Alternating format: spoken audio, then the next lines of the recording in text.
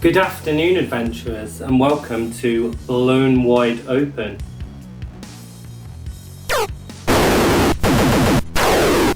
This is where we take a relatively popular synth and go very imaginative places with it where few tread. Today we're looking at Waldorf's M. It's a totally maverick, wild, crazy instrument. There's a developer called Vladdy who has been very, in touch with the synthesizer community and has put loads of cool stuff in there which we didn't expect there to be. Initially, the M was supposed to be a kind of reincarnation of the microwave from 1989, but it's ended up as far more than that. So let's take a little dive into Big Blue. So let's blow the Waldorf M wide open. Let's look at some of the cool and crazy and weird aspects of the machine that you might not see every day of the week on YouTube. So to start with, the Waldorf M has two different wavetable modes. One is 8-bit, which emulates the Microwave 1 synthesizer from 1989. And there's a slightly more modern mode, which is 16-bit, which emulates the Microwave XT.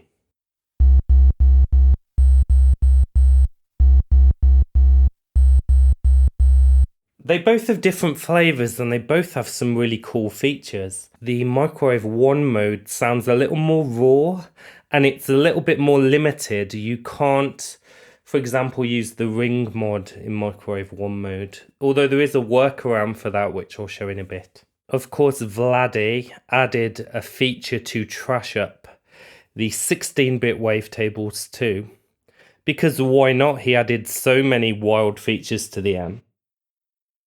And that parameter is called DEREZ, and essentially, if you turn it up, you get a different flavor of aliasing and quantization errors.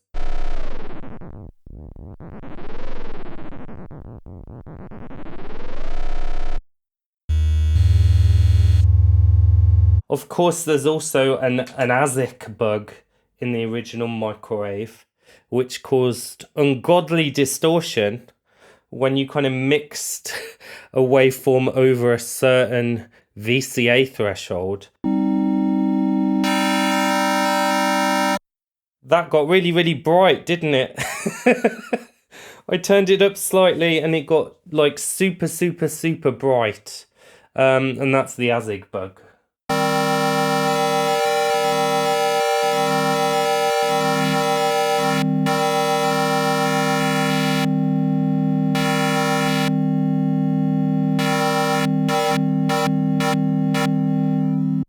You could even use it in a patch as a kind of sound design feature, I imagine, really whack the octave down.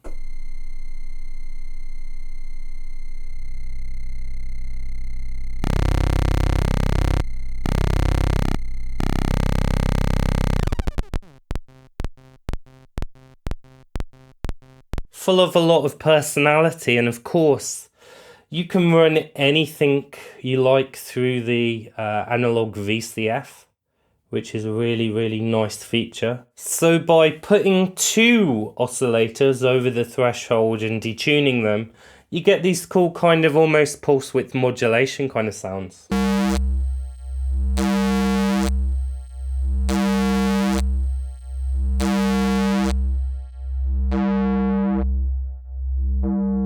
Of course, you can filter down using the SSI filters.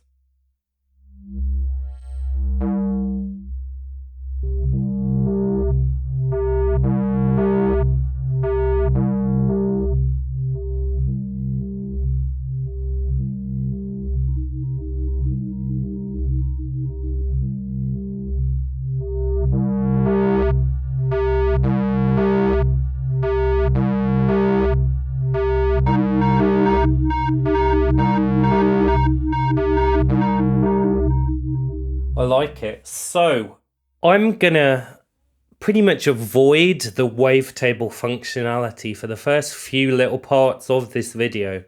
I know that might sound weird, being that it's a wavetable synth, but I really want to show you a couple of really sort of impressive, bizarre things about the M.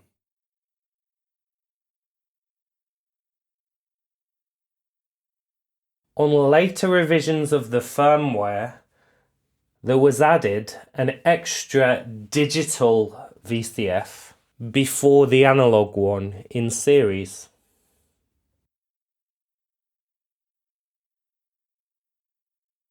So we turn it on and, you know, essentially quite useful.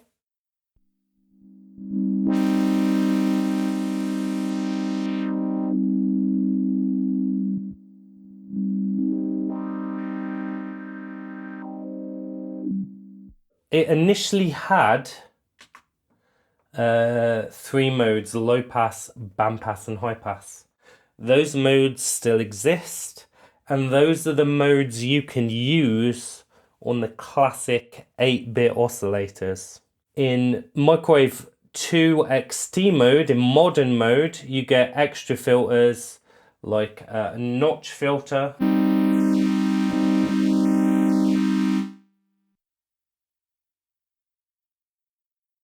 and then these exotic ones, which most of them are similar to filters that were found in the XT. Really weird exotic stuff. So there's one which is like a sine shaper into a low pass.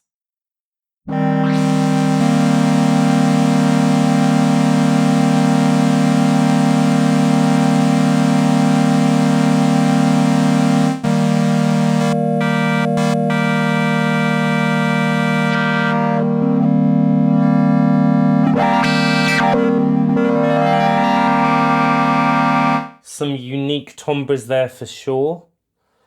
But the one I really want to show you initially is the FM filter, because people have been begging for me to demo this for a while. So it uses oscillator 2 to FM modulate the cutoff frequency of its low pass. Initially it didn't work properly.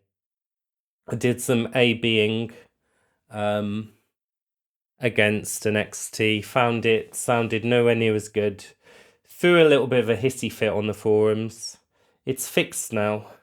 I was a person of little faith. I was ye of little faith. This sounds really, really cool.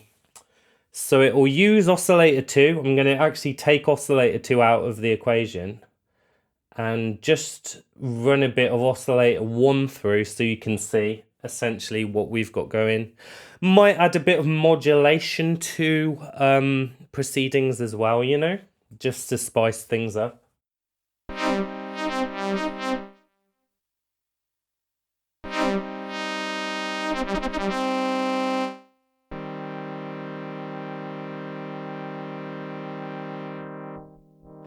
So the extra parameter will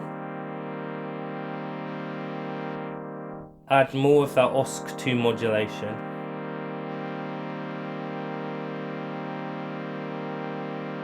Which is brilliant.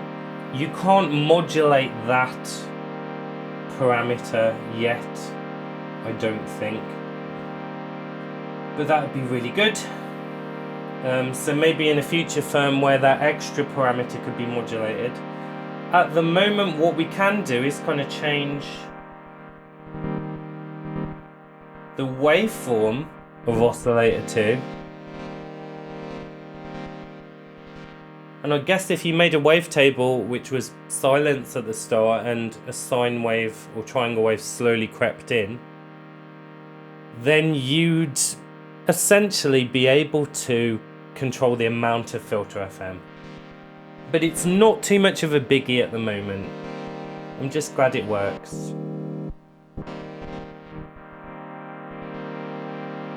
You can turn the resonance up. And then if you detune the oscillator slightly,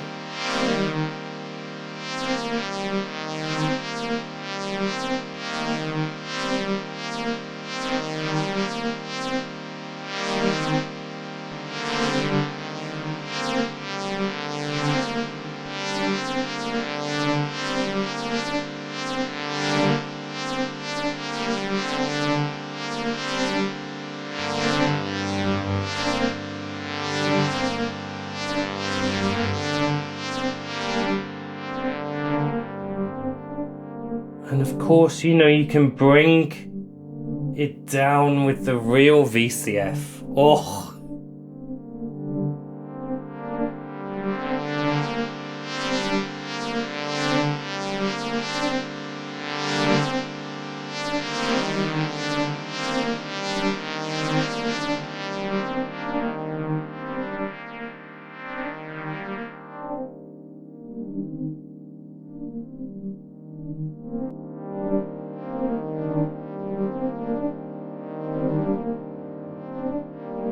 Of course, you don't need an oscillator going through it. Maybe run noise through it.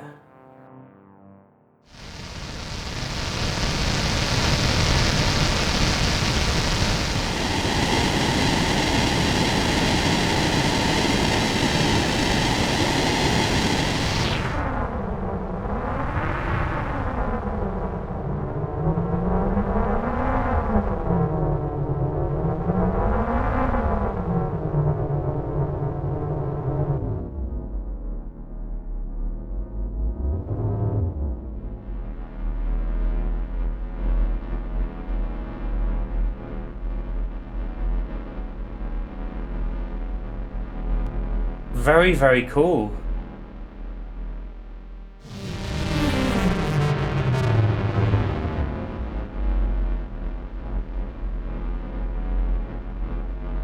And I guess I can modulate it with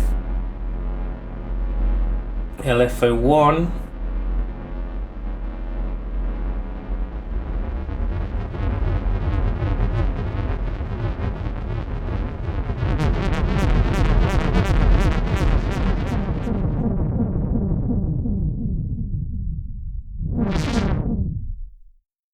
So, you know, a complete sound world of exploration just in that one filter type.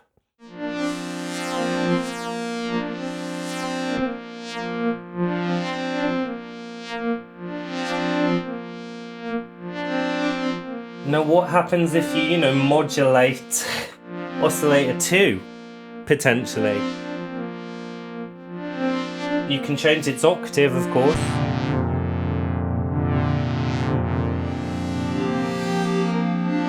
You could use an LFO.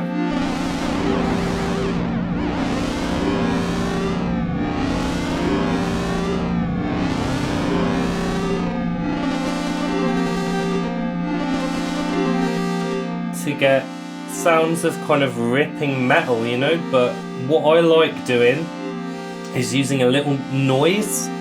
Noise is a modulation.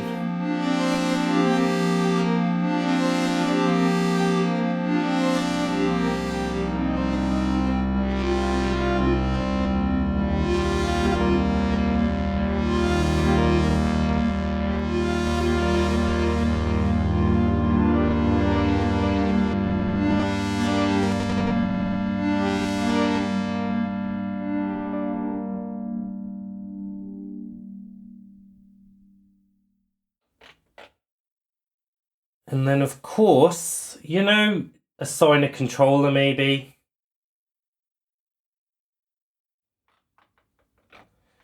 Maybe the mod wheel.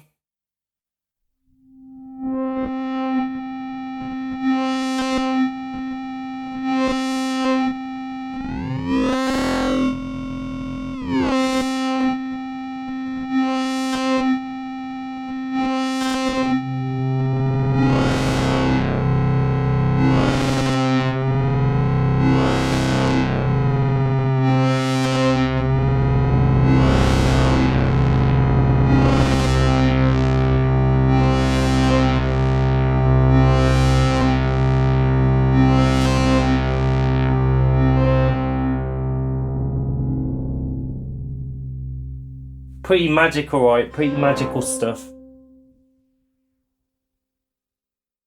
So the Waldorf M can, in its 8-bit mode, play back short samples called transitions. This nomenclature, what a word, has been used since the original PPG waveterm instruments. You don't get much memory, I think it's 64 kilobytes. However, that's enough to get some kind of quite emulator 2 Fairlighty kind of vibes from the instrument. It only works in the 8-bit mode, so unfortunately you can't combine samples with Filter FM and Ringmod. You'll have to use your Waldorf Blofeld for that.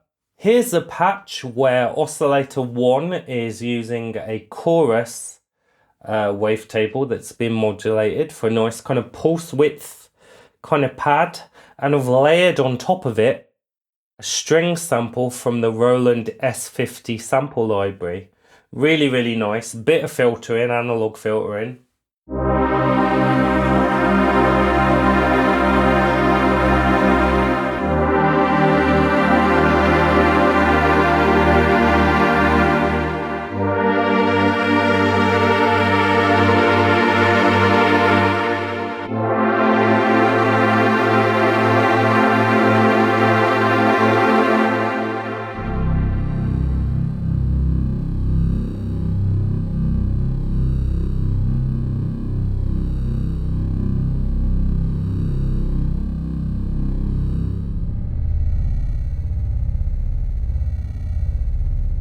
It gets pretty vibey down there as well, you know.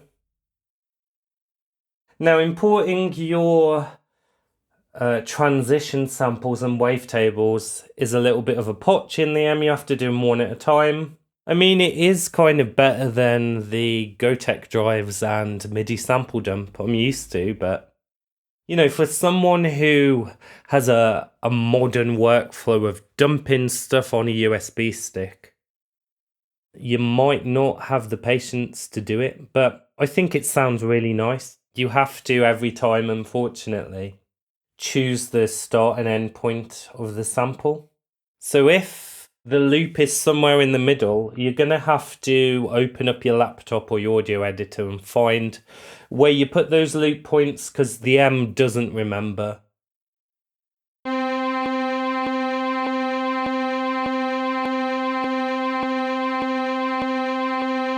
Oh, that was good. 170 was good.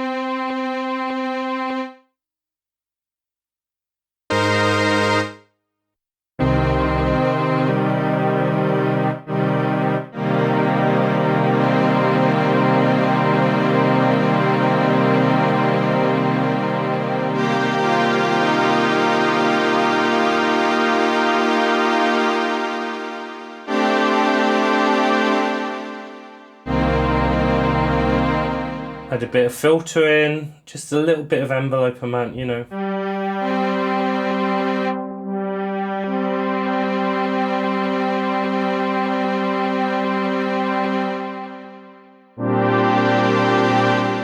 Less envelope amount, just subtle.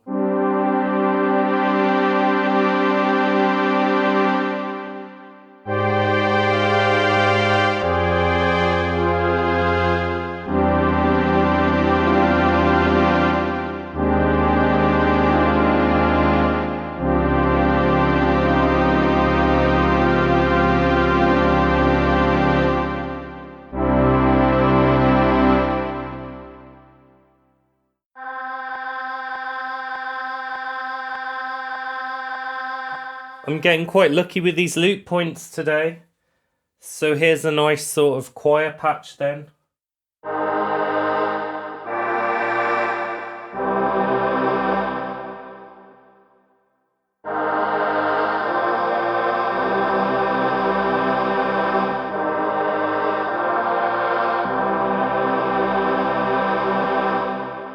There's a madman around.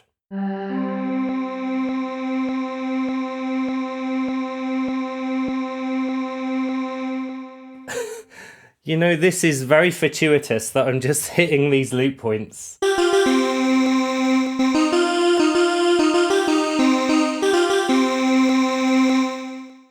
Love it.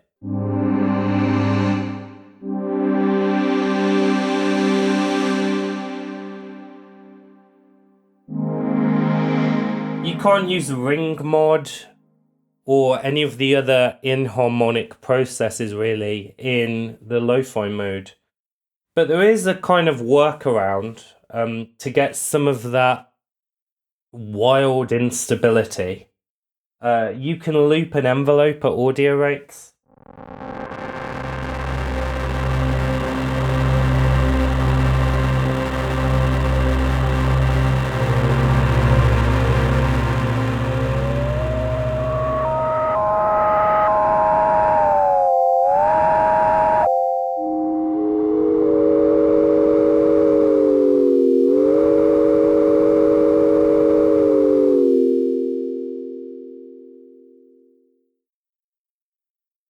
For some reason, if I loop it backwards,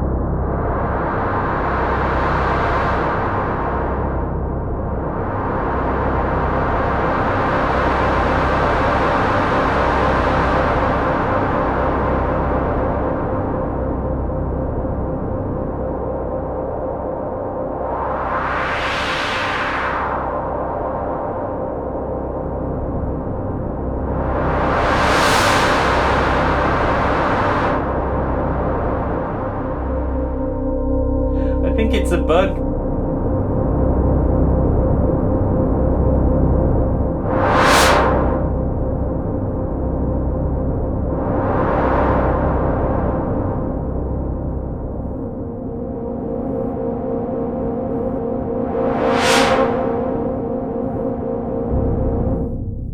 So it looks like there's a bug in the backwards looping, but I wouldn't change that for the world. That sounds wild.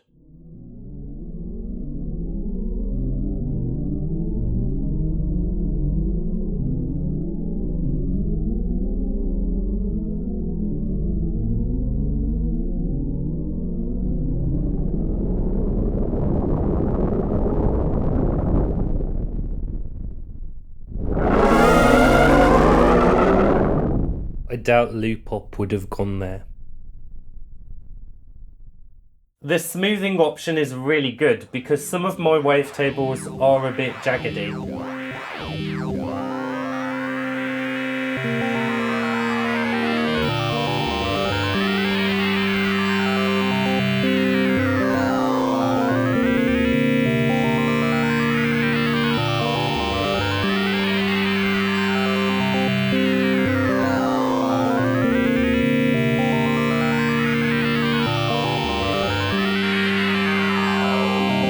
This one isn't very smooth at all. You can hear lots of little clicks, which is okay for old style, you know, interpolation. If you put on smooth mode, it gets a lot smoother.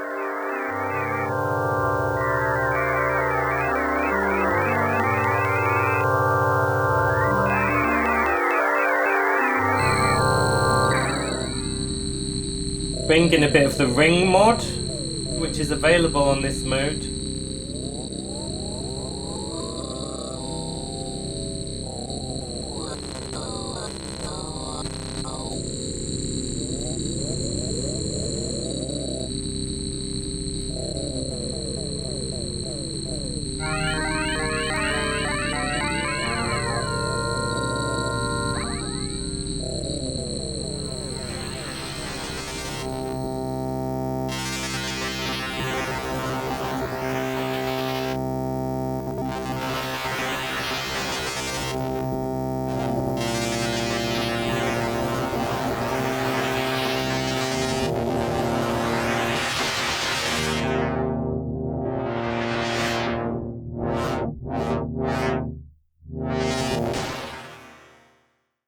So I think my last thing I want to show you, weird ass thing, is Ringmod. Paulie loves Ringmod.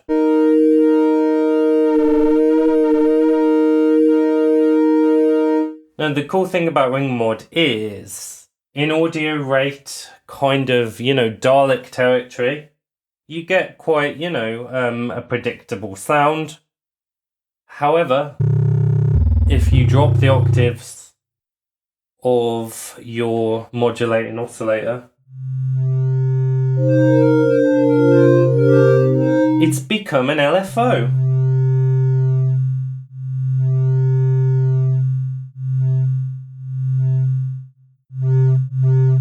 We'll turn DEREZ up a bit more, because this will affect both the oscillator 1 and its modulating oscillator.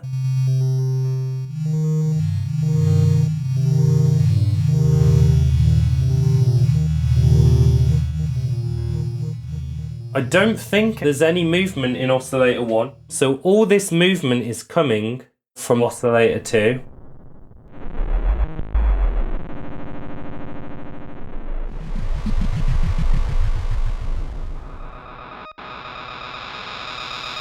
If that sound knocks on your door, you do not open it.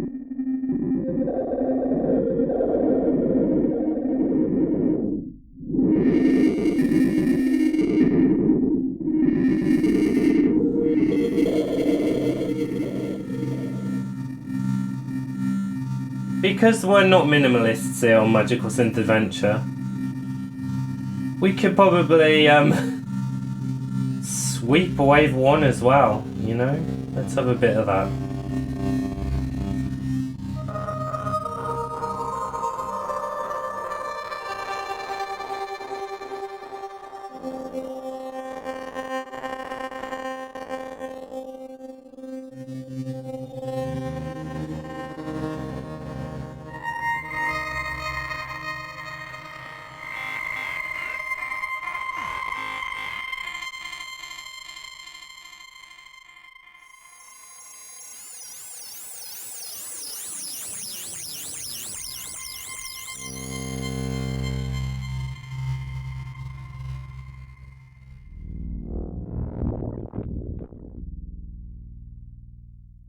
So thanks for coming along for the ride and delving into Big Blue with me.